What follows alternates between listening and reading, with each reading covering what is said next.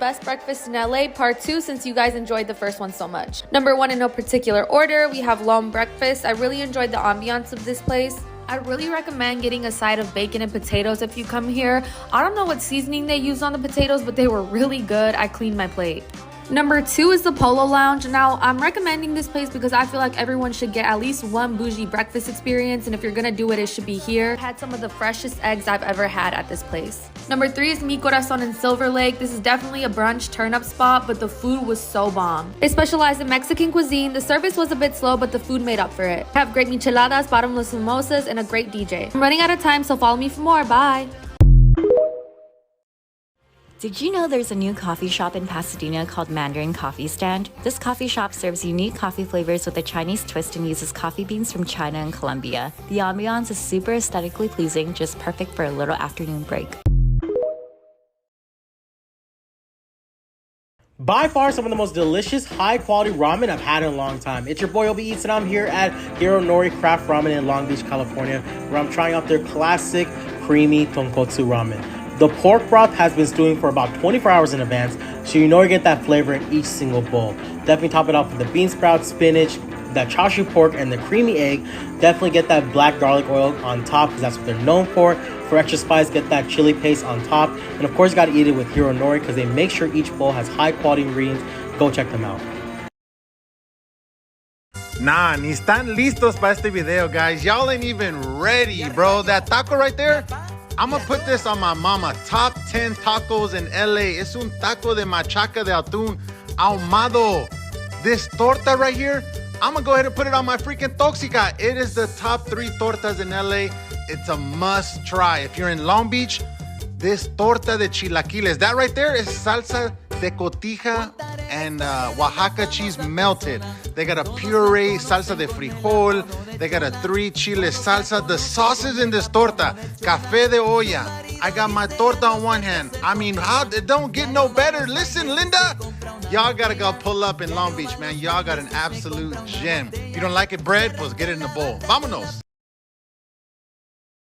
Here's some really good food I had in LA recently. I got a garlic shrimp plate from Broken Mouth in downtown LA. Chef is Korean and born and raised in Oahu. In Hawaii, locals use the phrase broke the mouth to describe food that's so good you don't have time to chew it. My favorite hot pot in the LA area, established in Beijing and made with Chongqing flavor. I trust an Asian spot more if the Yelp ratings look like this, honestly. I usually get the spicy soup base and the tomato soup base. There's a good assortment of snacks, sauces, and desserts. Okay, order veggies that you like, and for proteins I usually get fish balls, tofu skin, some sliced beef or lamb, and the minced shrimp. Snow fungus dessert with goji berries is so good. Okay, I was really surprised about me liking this place. It's Maison Matho. I don't know French, but anyways. Chef grew up in the French Alps, and he sprinkles in his German, Jewish, Polish, and New York heritage into his creations. Not my favorite, but I've never tasted a drink like this. This was so good. Very simple, salty enough with the prosciutto and sour enough with these mini pickles. I was so sad I only got a half size of this.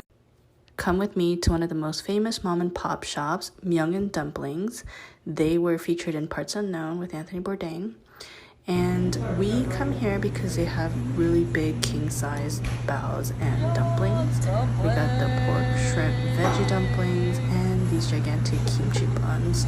And the panchans, like the kimchi, is actually out of this world. And their pickled radish is amazing too. Ooh, hot, hot, hot, hot, hot. They're so fresh and hot.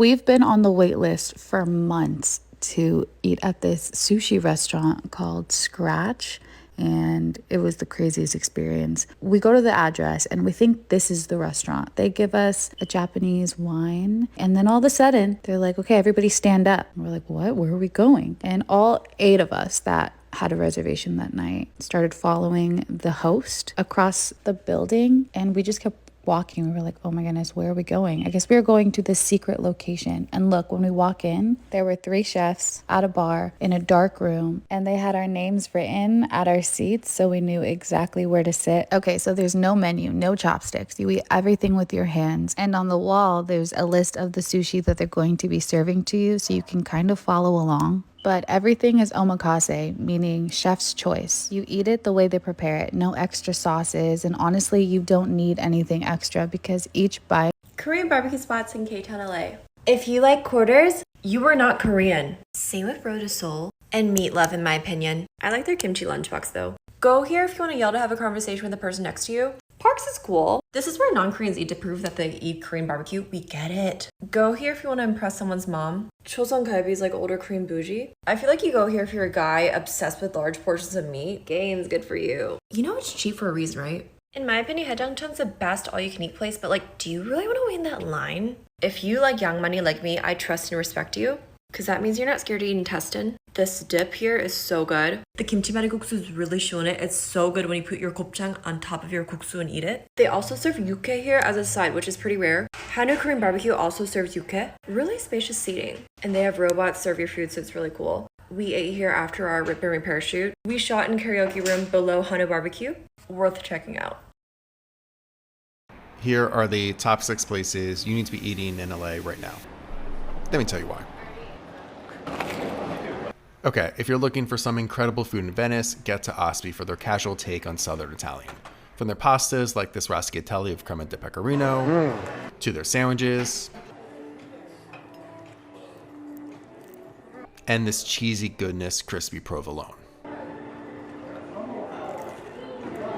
I mean, yeah. There's a reason Courage Bagels has a line from the second they open up every day. The bagels are crunchy yet super light, but it's the toppings that truly shine here. The tomatoes, the tzatziki, the lox, all just perfection. Really super crusty on the outside. Nice tear, really light on the inside. For some of the best and most unique pastas I've ever had, you have to get the Cento in Los Angeles. Oh my god, the spicy pomodoro with the basil pesto. I mean, oh my god. And the showstopper, the beet spaghetti.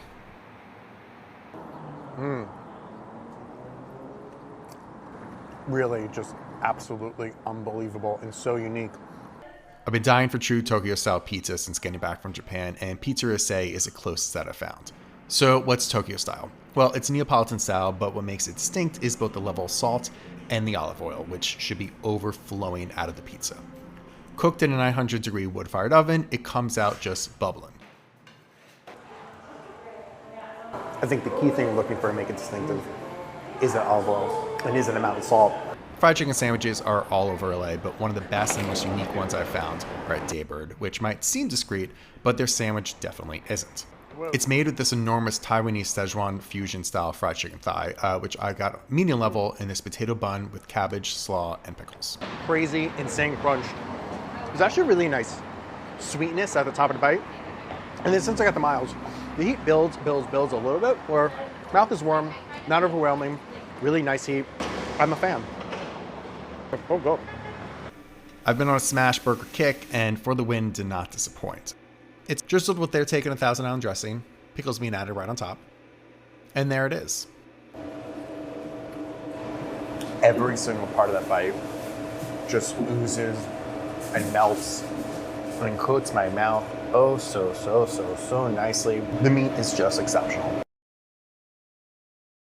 Yamashiro in Hollywood is known to have a lot of paranormal activity. It was originally built as a home in 1914 and into a brothel in the 1940s. It wasn't until the 1960s where it became a restaurant. The most seen and heard ghost within its walls is a weeping woman who appears frequently in their bridal suite, which used to be the main room of the brothel. They also hear her crying loudly in the gardens after closing. One time there was an old set of dolls that staff threw away, and she was so angry they would hear her throwing things and crying loudly for a few days. Employees tell me she was the lady of the night who was mysteriously shot and killed, now roaming the restaurant, sad and confused. The Michelin Guide just released their 2022 Bib Gourmand list, and there are several restaurants in LA and even one in Orange County. So let's get into it. First up, we have All Day Baby in Silver Lake. They have some amazing looking breakfast sandwiches, brunch food, including this Loco Moco. Then there's Caboclo in downtown LA with some incredible looking Brazilian food. Just look at that. Next up, we have Chulita in Venice. They are doing Oaxacan style California infused food, and it looks delicious. Then we have one of the coolest things I've ever heard of. It's called Flavors from Afar. And what they do is they take in refugees and asylum seekers, and then those people from different countries create a menu for a month, and then it changes. So cool. I definitely want to try this place out. Next up, there's Lalibela, which is an Ethiopian restaurant down in Little Ethiopia. I've never had Ethiopian food, but I really, really want to try it. And look, it's how Kev eats. Follow for part 2. The Michelin Guide just came out, and there are 7 restaurants in LA that just came away with one brand spanking new Michelin star. Let's take a look, shall we? First up, we've got Hatchet Hall by Chef Wes Witzel in Culver City, and it focuses on American cuisine. Next up, we have Mansky by Chef Walter Mansky. It's in the space above Bicyclette on Pico. It's the exact same chef, and it's a 10-course tasting menu, California French cuisine. Then we have 715. It's a sushi restaurant in the Arts District by Chef Seigo Tamura, and this looks beautiful. Then there's Camphor by Chefs Max Botanicate and Lijo George in the Arts District, Contemporary French. Next we have Sushi Kanayoshi, a sushi restaurant by Chef Yoshiyuki San in Little Tokyo. Now we're going to the west side in Santa Monica for Citron by Chef Josiah Citron and Ken Takayama for some California cuisine. And lastly, we're going to Gwen in Hollywood by Chef Curtis Stone. It's a steakhouse. Congrats to all.